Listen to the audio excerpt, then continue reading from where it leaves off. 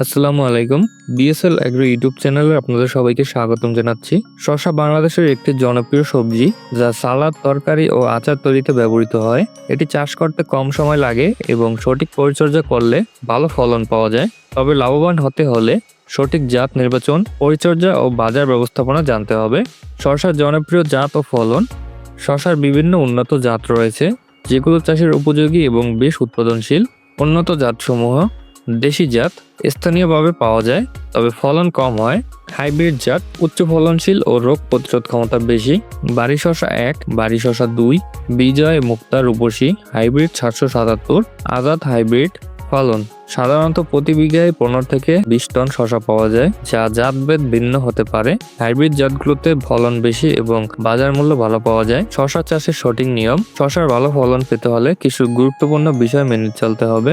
জমি নির্বাচন ও প্রস্তুত: দোআঁশ মাটি ও বেলে দোআঁশ মাটি শসা চাষের জন্য উত্তম। পিএইচ মাত্রা 5.5 থেকে 6.5 হলে শসা ভালো জন্মায়। মাটির উর্বরতা বাড়াতে গোবর ও কম্পোস্ট সার প্রয়োগ করতে হবে। জমি 2 থেকে 3 বার ভালোভাবে চাষ মাটি ঝুরঝুরে করতে হবে। বীজ বপন ও চারা রোপণ: শীতকালে হচ্ছে নভেম্বর থেকে ফেব্রুয়ারি মাস বাড়ি মৌসুম। গ্রীষ্মকালে হচ্ছে মার্চ থেকে জুন মাস। বর্ষাকাল হচ্ছে জুলাই থেকে আগস্ট। এই সময় হচ্ছে বীজ বপনের পারফেক্ট সময়। বপনের দূরত্ব: সারি থেকে সারি দূরত্ব হবে 4 থেকে 5 ফুট। গাছ থেকে গাছের দূরত্ব হবে 1.5 থেকে 2 ফুট। প্রতি গর্তে 2 থেকে 3টি বীজ দিতে হবে।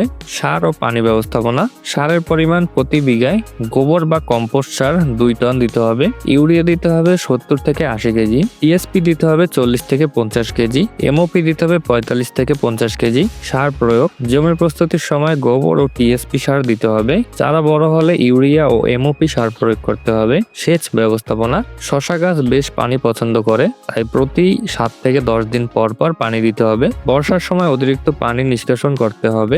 শসার রোগ ও পোকা দমন: প্রধান রোগ ডাইনি মিলবিউ, পাতায় হলুদ দাগ পড়ে ও শুকিয়ে যায়। প্রতিরোধ হচ্ছে রিডোমিল গোল্ড বা কপার অক্সিক্লোরাইড স্প্রে করুন। পাউডারি মিলবিউ, পাতায় সাদা ছত্রাকের আস্তরণ পড়ে। প্রতিরোধ হচ্ছে সালফার বা টিল্ট ফাঙ্গিসাইড ব্যবহার করুন।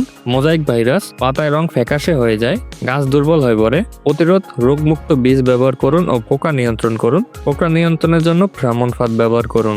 প্রধান পোকা জাপ পোকা ও লাল মাকড়, পাতার রস শুষে নেয়, ফলে গাছ দুর্বল হয়। দমন পদ্ধতি হচ্ছে ইমোডাইক্লোপ্রিড বা একামিকটন স্প্রে করুন। লাভ ও ক্ষতির হিসাব: শসা চাষে খরচ কম এবং লাভ বেশি। খরচের হিসাব হচ্ছে প্রতি বিঘায় খরচ হবে বীজ হচ্ছে 4 থেকে 5,000 টাকা, সার হচ্ছে 7 থেকে 8,000 টাকা, সেচ ও শ্রম বাবদ হচ্ছে 5,000 থেকে 7,000 টাকা। মোট খরচ 20 থেকে 25,000 টাকা হবে প্রতি একরে। উৎপাদন ও আয়: প্রতি বিঘায় 15 থেকে 20 টন শসা উৎপাদন হয়। বাজার মূল্য যদি প্রতি কেজি 20 থেকে 25 টাকা হয় তাহলে মোট আয় 3 থেকে 4 লাখ টাকা হতে পারে। লাভ প্রায় 70 থেকে 1 লাখ টাকা বা তার বেশি হতে পারে।